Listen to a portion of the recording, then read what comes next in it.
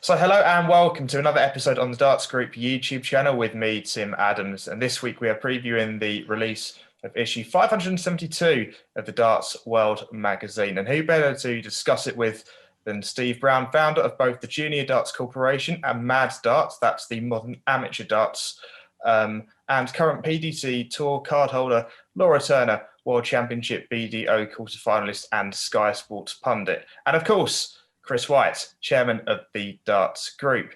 Welcome, guys. What a week it's been in the Grand Slam, and what a few weeks we have to look forward to with the Players' Championship, and then the big one at Ali Pali.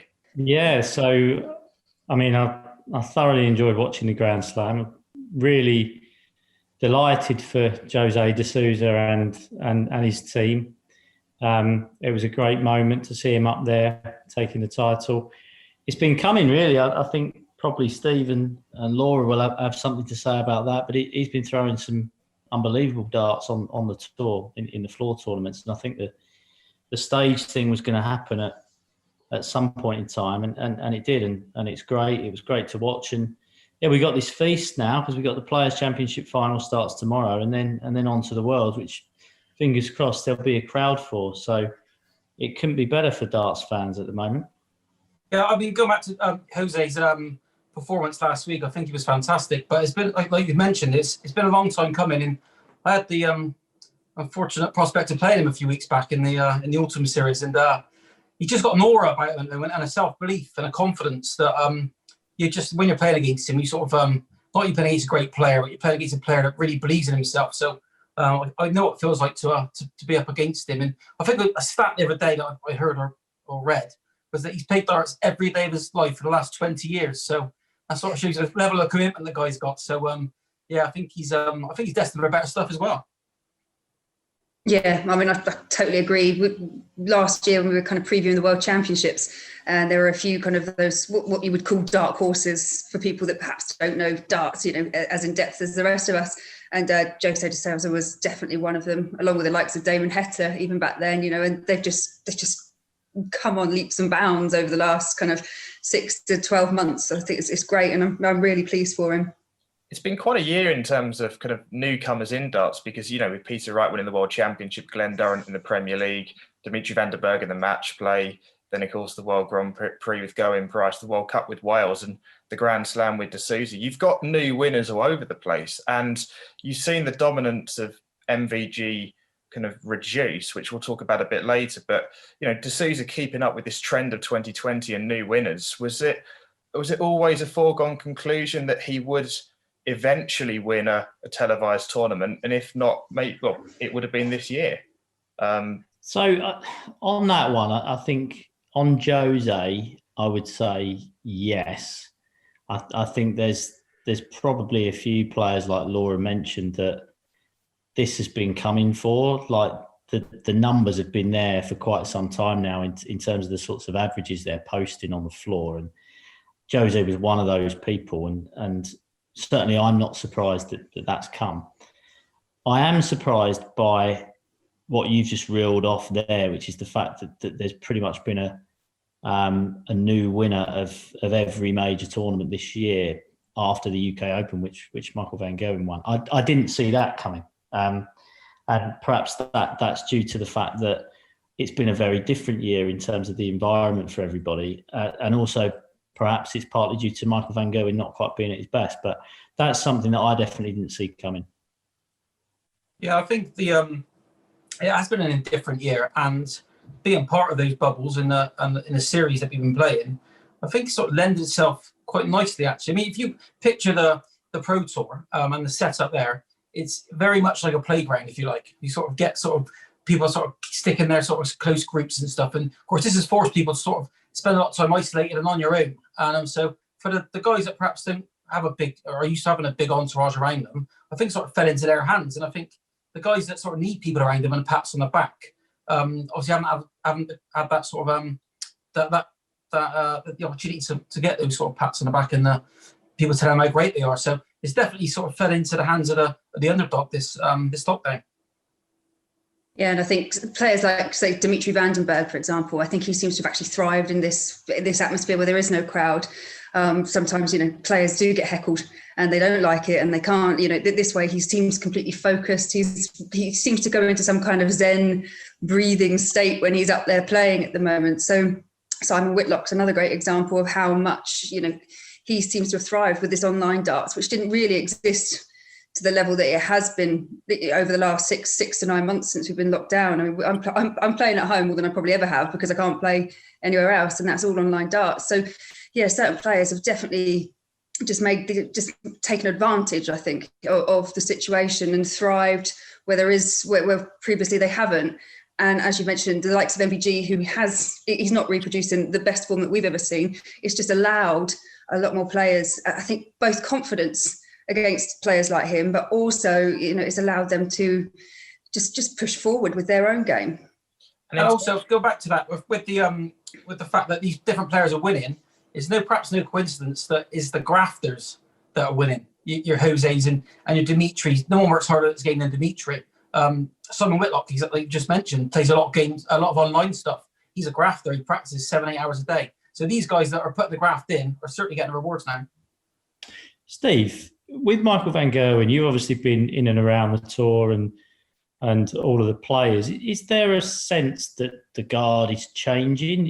Is there still that fear factor with him that he might click it back into gear, or is that starting to disappear from what you can see? No, I think that personally with Michael, I think there's many things. Obviously just obviously you've got family stuff that away from the board. That's obviously your life changes when you have a family, doesn't it? But again, he signed a big deal with Wimble. Was there pressure on that? Maybe. To deliver. Obviously, I'd imagine it's quite a sizable deal. Again, but I think the standard and the people have sort of caught up, and the PDC are reaping what they've sowed because obviously they spent a hell of a lot of money every year invested in foreign, in overseas countries and organisations. Like, Damon Heta, for example, José, they're all coming up from Portugal, Australia, all around the world. And I just think back in the day when you have Phil Taylor, you always had one guy that you had to beat in the tournament, really. There's always had one rival, whether it was John Part or Barneveld, whoever it was. So he didn't typically meet until the semi-final or the final. Now, Michael's right up against it from the first round, no matter what tournament he goes to. The standard's so high. I think it's a mixture of all of it, to be fair. Do you think that mentally that players with MVG now, they go into the match and think, well, I can beat him because there is now precedent, which is current precedent to actually say, well, a lot of players have beaten him, although Whitlock probably more than a lot of players in that instance. But, there's no fear for him anymore. And Laura, do you think that's the case? Yeah, I think that's kind of what I was alluding to before. The fear factor's gone. Michael van Gerwen, he's proven he's beatable, especially, like I say, of late. So I think that side of things has gone. And, it's a strange feeling. I can only kind of compare it maybe to me doing the commentary. I was far more nervous doing the commentary in front of people and, going up on that stage and doing those that talking in front of people than I have been since there has been no crowd. And I know it's two completely different things, but, you don't have that element that some players like Gerwyn Price, he's openly admitted that he prefers playing in front of a crowd, but he's managed to adjust. But it did take him a while. If you go back to the Premier League, when that was behind closed doors, he didn't perform as well as what he has done of late. So, yeah, I think it's just a bizarre season at the moment. And I think, some players are doing well to deal with it, and some players they're just faltering. And there's been a lot of trash talk as well, which I know we'll discuss in some detail. And MVG and Peter Wright, probably the two that I can think of. Wright said that MVG's got no chance of winning the World Championship. MVG called that comment childish.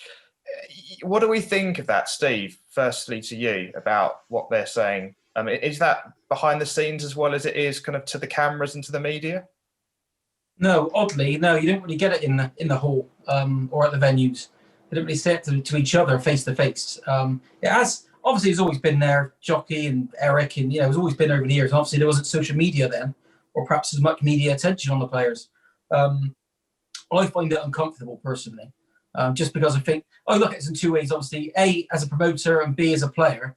It's a promoter's dream, obviously, but as a player, I find it quite uncomfortable, and potentially, because there is still, we can't get away from the fact that alcohol is still prevalent, even at the top end of the game.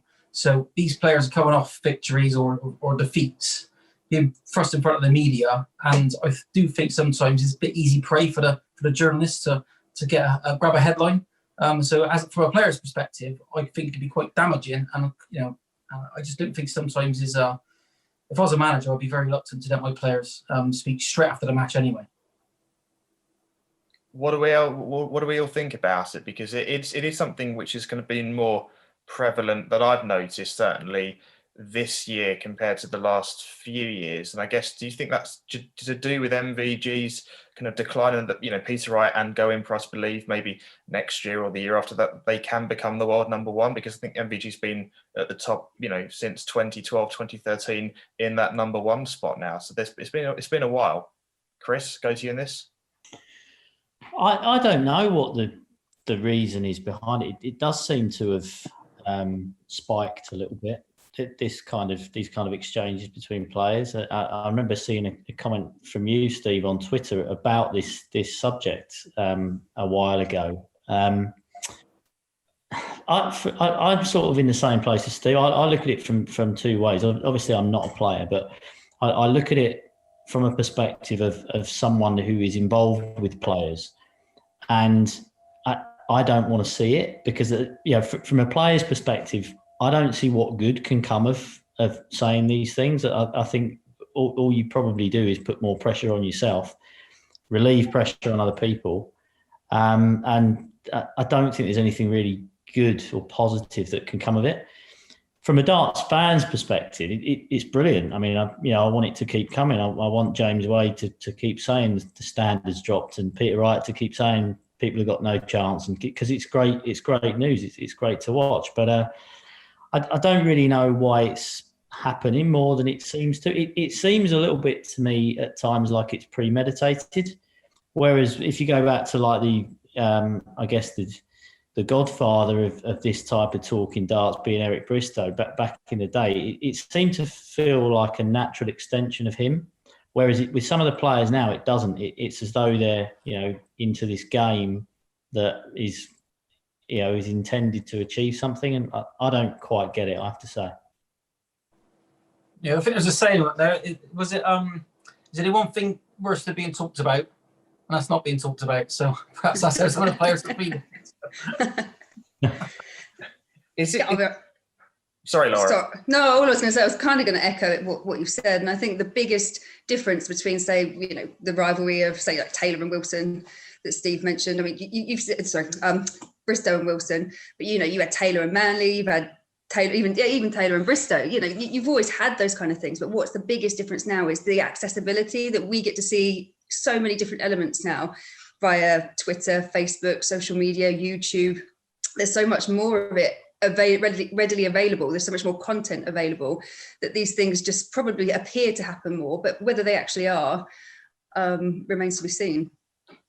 Do you think it's kind of, the media attention around the sport in the last few months, especially with, new people winning the competition? I can think of Spurs' tweets that they put out with José de Sousa talking to Jose Mourinho and that they want to actually meet up. Then you've got that alongside kind of the comments with MVG and Peter Wright. There's a lot of noise, good and bad, however you kind of interpret it, I guess, around darts at the minute with no crowds. Is that healthy for the sport, do you think? Yeah, I mean, when you put it that way, I suppose, I mean, attention's attention, I suppose, isn't it? But again, I just, with a dart player's hat on, I just find it quite cringe and just uncomfortable with it, especially when these guys spend a lot of time together, really. And sometimes when you're abroad, you sort of rely on each other, especially the top guys who go to the Premier League and the World Series and stuff.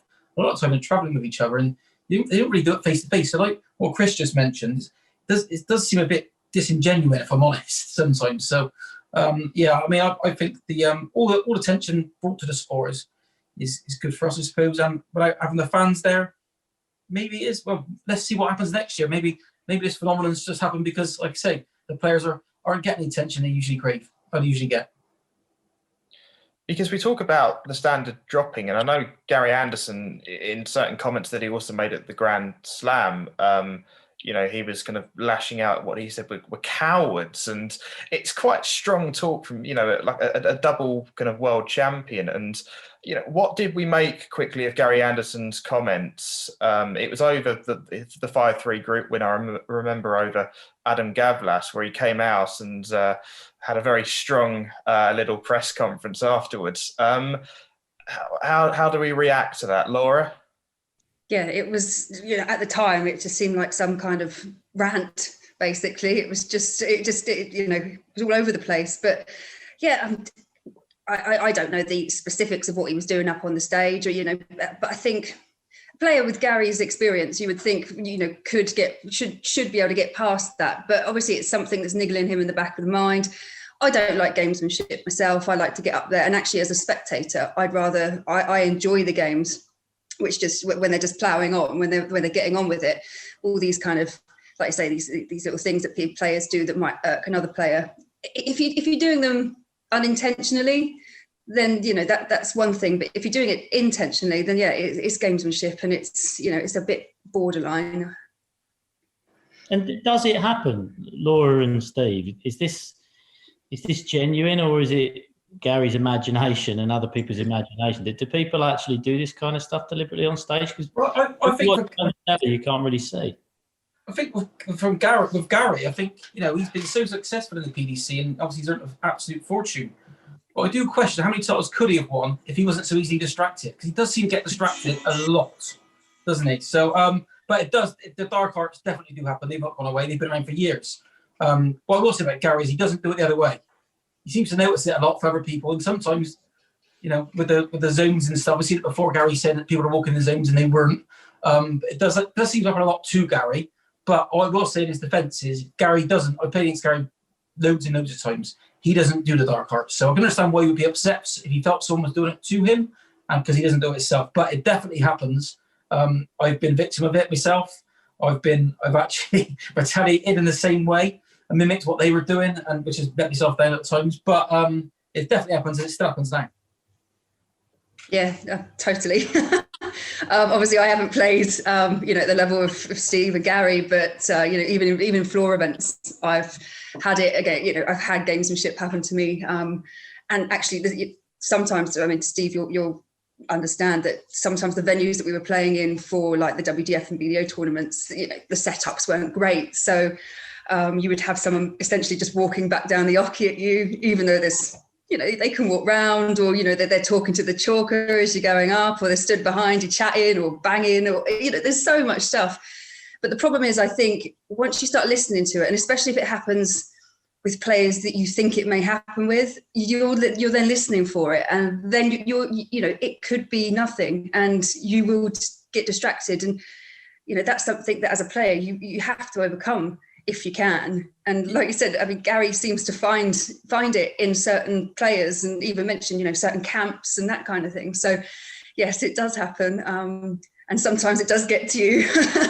Yeah, well, as a funny story, actually, it's just an example of it happening to me. I was playing Mark Durbridge once, who's one of my best friends, my business partner. He did it to me once. He walked down the hockey at me. So Mark, we were friends. But yeah, so yeah, it does happen, yeah. Just moving on then, talking about the state of play that kind of young players are going into as well, and kind of the amateur scene. Steve, obviously, the creation of modern amateur darts, M.A.D darts, has been quite a success. Could you explain more about how it started, the progression that it has gone, and where it is now compared to where it started out when you first kind of thought of the idea? Well, to be honest, it was back in 2016/17. Me and some quite influential guys in darts come together, and we had this mad plan, if you like. And we were really close to executing. And the JDC just taken off. I went in a different direction business-wise with the bars and stuff. Anyway, so it didn't happen. Fast forward 2019, obviously everyone could see that the BDO was going to the wall. And me I'm a purist, really. And obviously, I grew up with the BDO, and I played Super League. I still play Super League, County. I still play County darts, believe it or not. And it was just a real shame. But it's too late for me to do anything with the BDO. Obviously, that was going against the wall, and probably wouldn't have been welcomed anyway. So, but what I did realise is, of course, with the JDC, not everyone is going to be a professional dart player. So for me, it's important that if they're not be a pro, at least they have a real solid structure, something else they can look forward to being part of, apart from being a professional dart player. And I didn't quite have I didn't have a lot of faith in the other organisations that were presenting themselves to take over the mantle of the amateur darts. So went back to the drawing board with the guys that we had the original plan for in 2017. And we all agreed that probably is the right time. We were disappointed really that we didn't do it in 2017. But so yeah, that's how it started again up in beginning of this year. And Laura, of course, you've been recruited as kind of one of the directors of a super region. What does that mean? What is a super region? What's the responsibility, and how has that been for you? Yeah, okay, so M.A.D Darts is essentially divided into 16 super regions, all across UK, well, Scotland, Wales and England. And then within those super regions, you've then got another 16 kind of smaller regions. So I'm looking after the Titans, who are much better than the Invaders, by the way, who my husband's with. Already started. Yeah. Right on the already here. Yeah, just to fill you in, Aaron, my husband, he's one of the Invaders regional directors. So yes, at the moment it's my job to try and recruit regional directors for each of the 16 regions. Obviously getting good people on board. I've got 4. I've got a 5th to be announced coming for West London. So, and yeah, it's basically just trying to get people with good local knowledge of leagues, potentially those that have been involved in organising competitions, because ultimately, you've got a league side of M.A.D Darts and you've got an event side of M.A.D Darts. But knowing Steve and how he does things, I'm sure it's just going to get bigger and bigger. So, it's hard at the moment because the world's locked down, and realistically, we don't know what it's going to look like when we open back up. So what pubs are still around, what clubs are still around, what leagues are going to be able to get through this period of being so quiet. So yeah, it's just about getting good people on board, as far as I'm concerned at the moment, ready to hit the ground running when we can actually go back out and be social beings again. Well, Steve, I wanted to quickly ask, and I'll bring Chris in with this in a minute, how was it affected by COVID? Kind of what was the initial response to that, and then how have you kind of reacted kind of with the adaptation of leagues from that? Well, to be fair, I mean, it's not very often these words get used in the same sentence, but COVID has been a bit of a blessing in terms of, from a M.A.D perspective, because it's given us an opportunity to sort of catch up with the rest of the guys, and also sort of get people aware of the brand and what we're about, what we're trying to achieve. And also we've recruited 16 absolutely fantastic super regional directors in the meantime, which isn't an overnight process, because obviously we have to be diligent. We need the right people involved to get people like Laura involved. And we've got a guy called Stefan, who's been my right-hand man since we started. He's been really helpful on the recruitment side of things. There is a criteria, an application form people have to go through. So we're not, this isn't just something we're going to very lightly. This is something we're taking very seriously. And obviously this COVID period has given us a time to be more diligent. And Chris, the importance of kind of darts kind of almost below the surface, darts for people who, they might not be ending up in the Premier League or the World Match Play, the World Championship, but that it is important for their social lives, and having an organisation like this is massive for the game. Yeah, enormous. And darts world's always had a very strong connection with the grassroots side of the game. So this kind of initiative is very interesting for me and for us, and something that we would really get behind. And I think the important thing is the world's changing, and Steve will probably talk more about this in a minute, hopefully. But I think the way people are getting into darts is changing as well. And this M.A.D structure and making it a bit more glamorous and a bit more organised and connected than perhaps the grassroots game has been in the past I think it's a huge thing for dart players, along with the JDC and what Steve's done with the JDC, because it's that whole pipeline that feeds through to the professional level. So, I'm looking forward to seeing it in action, at full steam ahead. And I don't think I'll be getting my darts out or anything, but I certainly think it's exciting times for guys who have traditionally played in local leagues. So Steve, what's the sign up for M.A.D Darts? How do you get involved? What's the initial process into, if somebody went to you, kind of, how do I get involved? What would you say to them?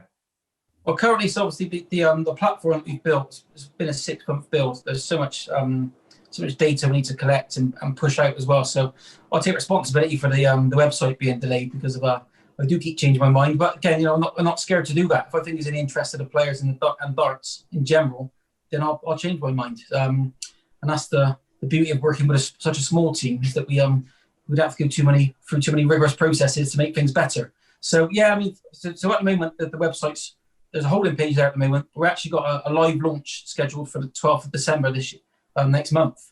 So on that day, people sort of subscribe to Modern Amateur Darts on YouTube.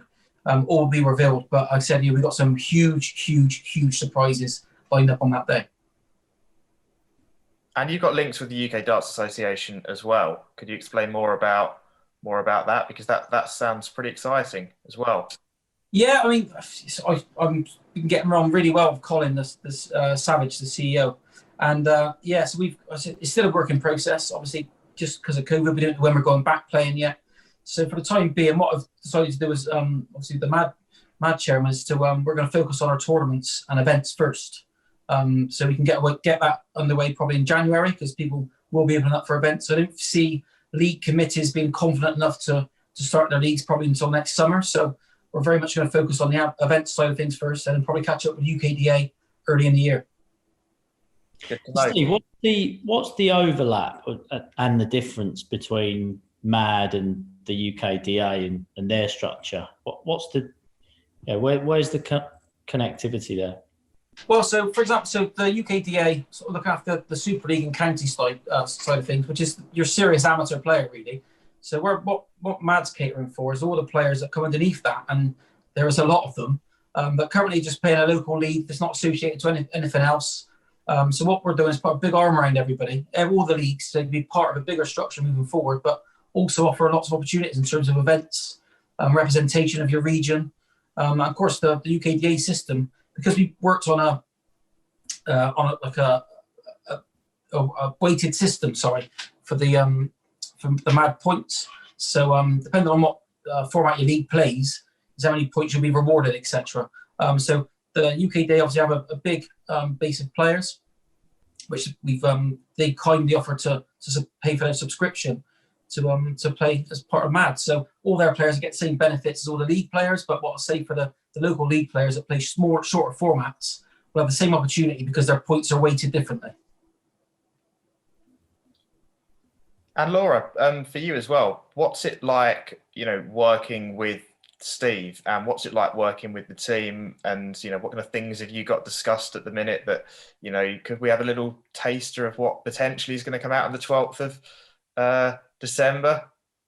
Keeps things quite close to his chest, as Steve sometimes. No, to be fair, I'm relatively, I think I've only been in the post for kind of maybe a month now. I'm relatively new compared to the likes of Stefan. So yeah, I'm just kind of finding my feet, trying to sort out my area at the moment. But it's great. Like Steve said, there's 16 great people involved, and Steve, but no, I'm enjoying it, and I think it's one of it's that catch-22 situation, isn't it? It's frustrating because you can't put anything into practice at the moment, but in the same thing, there is still quite a lot of houses, housekeeping to be sorted. So it's just this COVID situation is giving everyone the time to do it. But I'm optimistic, loudly optimistic, not even quietly optimistic. Oh, we're looking forward to it 100%. Talking about something else as well, the Junior Darts Corporation, which obviously, if you think about it on the surface, you think, well, whoever's going to do well in that is going to do well into the PDC and into, potentially majors into the future. What's the state of the JDC currently, Steve, and how's that going along? Are there any standout players that we can look at for the future right now? Yeah, there certainly is, but I think it'd be unfair of me to mention them, just given the demographic we're dealing with. But no, I think to be fair, with the JDC for us, obviously on the hockey's been a really slow year, but behind the scenes, we've completely smashed it, if I'm honest, in terms of securing contracts, long-term contracts. Obviously with Wimbledon, they've been fantastic, but we've also secured contracts with the Gibraltarian government, the Chinese government. So moving forward, we've got so much to look forward to next year. We've just done a deal with Phoenix over my right shoulder. Soft tip. So JDC Virtual, again, is something that we've launched during COVID, just to circumvent our system and just get people playing online. And that's not played by just kids, that's adults as well. There's now a new team structure. But in terms, so JDC Virtual for us is a landmark, the fact that we've managed to get South Korea, the people that make the Phoenix machines, there's 1 million members worldwide and 40,000 machines. Our JDC Virtual game is going to go onto one of these screens all across the world. So for us, that's been a big deal. And talking kind of the globalized nature of the world, you have, José de Sousa, you have Damon Heta, and now you've kind of got these kind of machines actually making sure that anyone in the world, can join up. I'm guessing, clearly the way that youngsters have got into darts has changed, but is that healthy for the sport now, do you think, Steve, as well? Yeah, no, I think so. Traditionally, when I played darts, I played because, and like lots of my friends that played darts, played because their parents played. If you want to go really deep, I think some kind of subconscious level, I probably played because of what my dad's attention back in the day. But I think that nowadays, I call them the Premier League generation, that grown up, these kids growing up watching darts on TV on a sort of almost a fortnightly basis, I suppose. And so they want to emulate the players. So they come along to academy nights, and their parents never seen a set of darts before. They don't know the rules, don't know how to put a dartboard up. So for our academy directors, I mean, it's been educating the parents as well as the kids. So I mean, there's over 350 kids in the UK currently going to our darts academy. So that tells you that it's been a massive uptake. I think the PDC have been a big part of that as well. And Laura, what was it like for you getting into darts? How was that journey, and kind of how do you kind of compare what you had compared to youngsters getting into it now?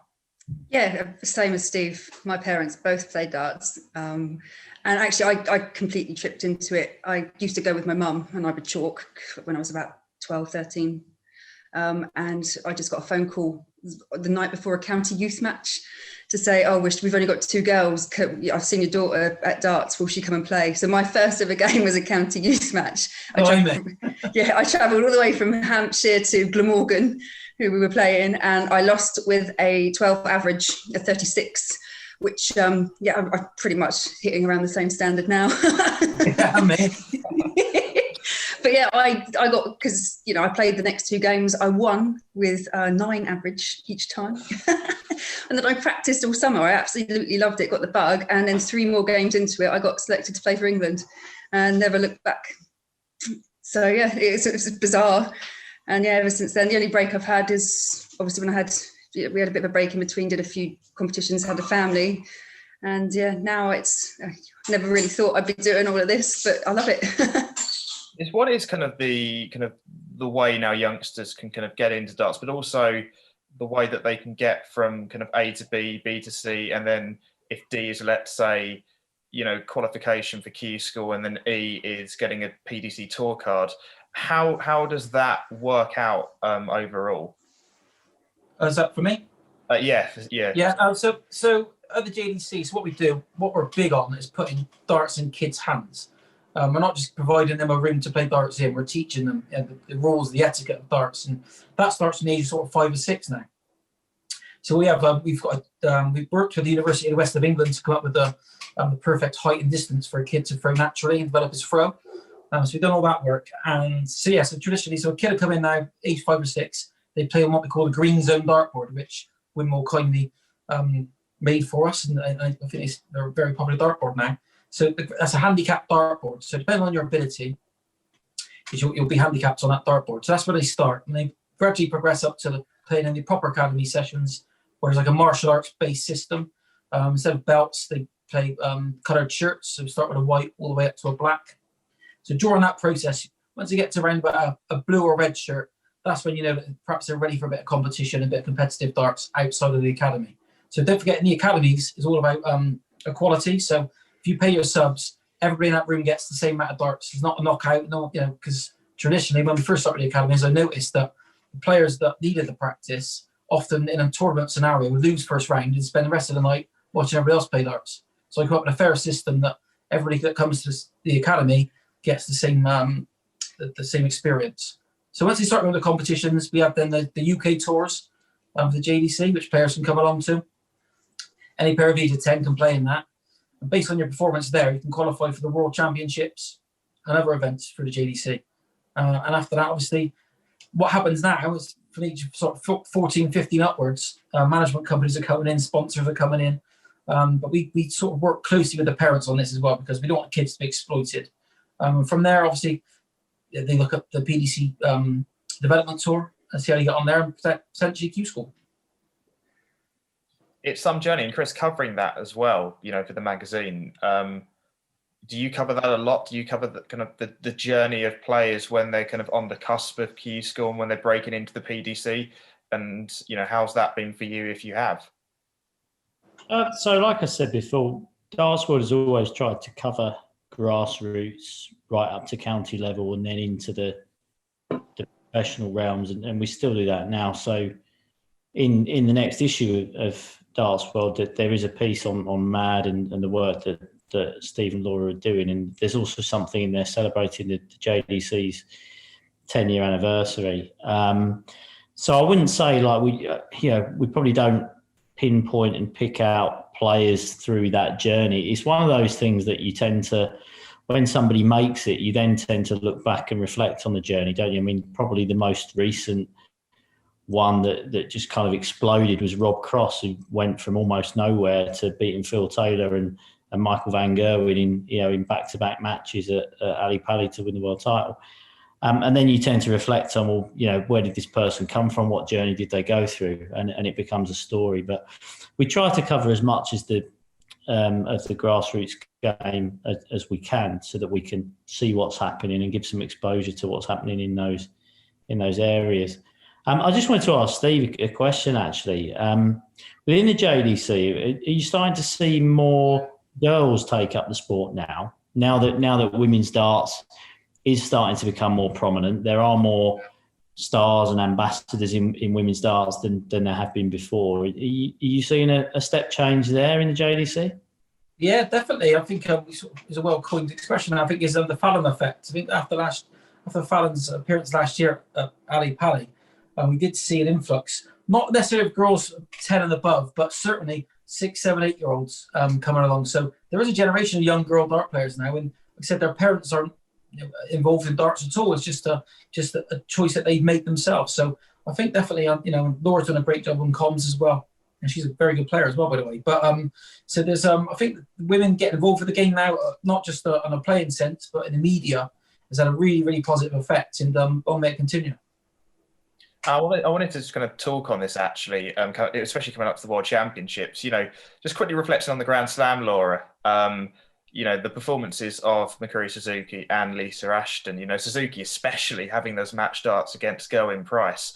What did you make of those performances, and how do you kind of think about that event compared to what we've got coming up in the World Championships, and Dieter Hetman, of course, in that?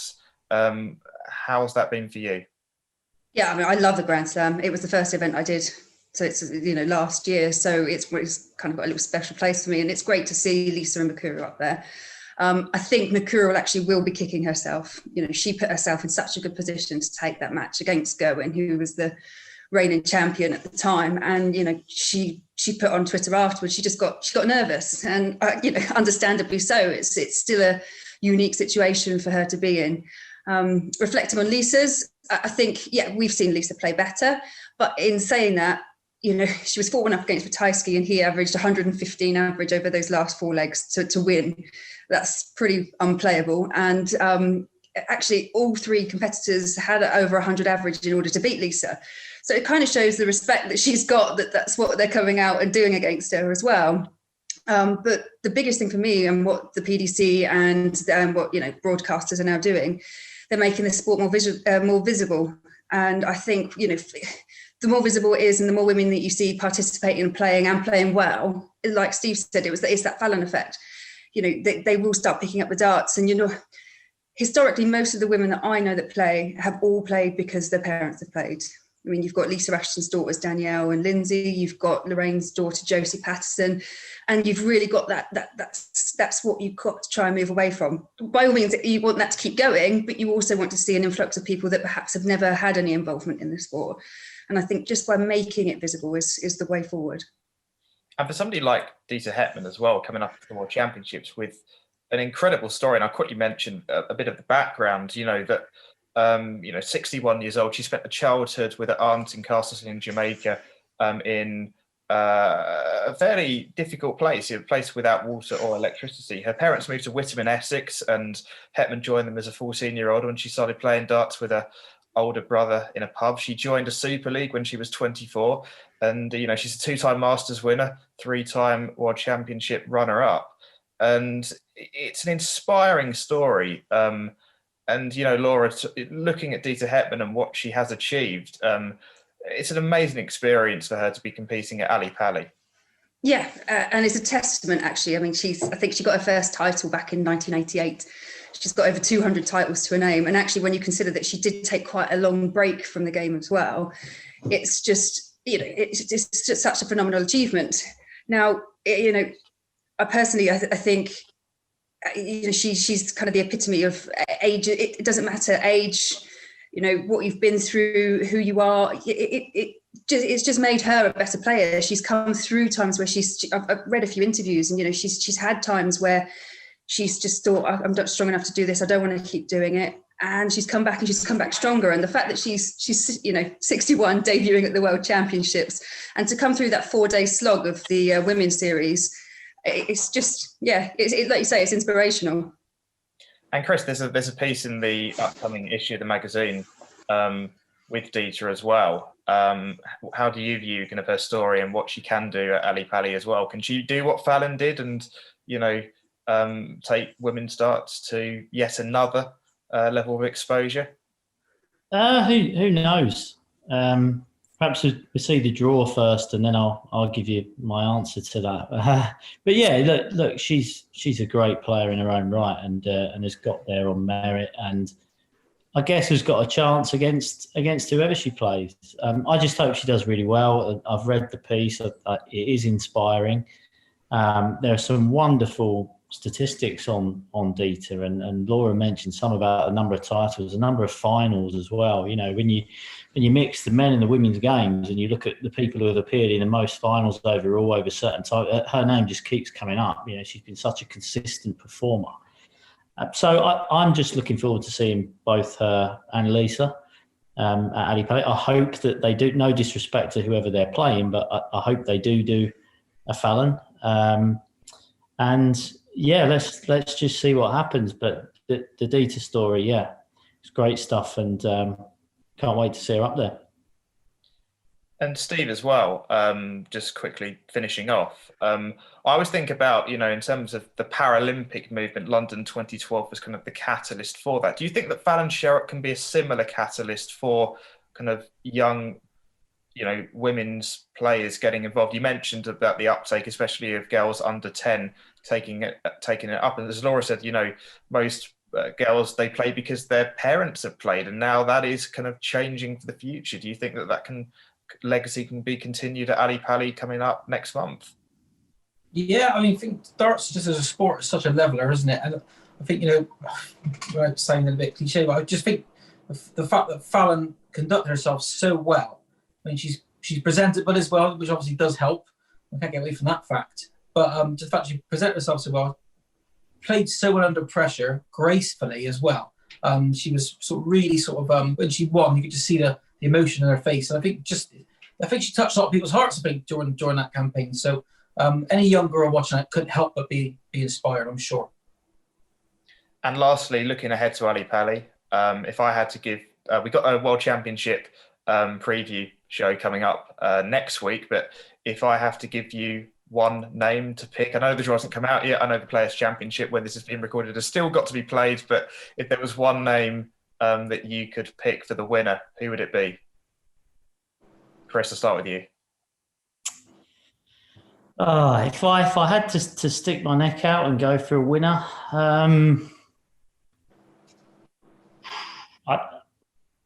I'd possibly go with Peter Wright. I know he looked woefully out of sorts in his last game in the Grand Slam, but I just think, I've seen his numbers this year, and he's right up there in every category you look at: scoring, finishing, big checkouts. And I think he'll probably have a bit of time before the World Championship to settle on a set of darts and other things that maybe he tweaks from time to time, and he'll go in there with a really strong chance, I think. And Steve? Well, besides myself, obviously, who would I like to beat in the final? 5,000 to 1 that you can get. Well, I wouldn't bet that. To be fair, I mean, I'm looking forward to seeing players that are going to go under the radar but are really on form. Damon Heta, I'm a big fan of his. Lovely guy, but fantastic dart player with a typical Aussie grit. I think he'll do well. Nobody wants to play him first round. I don't know. It's difficult to say. I do think the big, topic we were talking about earlier on. I think the mind games for the big players. I think they'll start very soon. I could just see someone again, a new name on the trophy. I'll go with Damon Heta. And Laura? Yeah, funny enough, I did a preview of a small preview of the Worlds, and I actually said this could be the first, this could be the time where the title goes south of the hemisphere. Totally in agreement there. Damon Heta, I think Simon Whitlock looks fantastic. Even Devon Peterson, I mean, he's having an outstanding year. I think there's just a lot of talent all round, and overall, I don't think, you've got Gerwyn Price, MVG, you've got Peter Wright, you've got your favourites, but they haven't been consistently on form all year. So I think it could be anyone's. I think what I would say as well, Tim, is from a betting value perspective, I still think José de Sousa is a little bit long. I would love him to win it. Yeah, that would be amazing. His price has dropped a lot from what you could have got a few months ago, but he's just won the Grand Slam. I think that's a good monkey off his back. And I personally, I don't even think he played that well to win the Grand Slam. I think he's thrown some monstrous performances on the floor.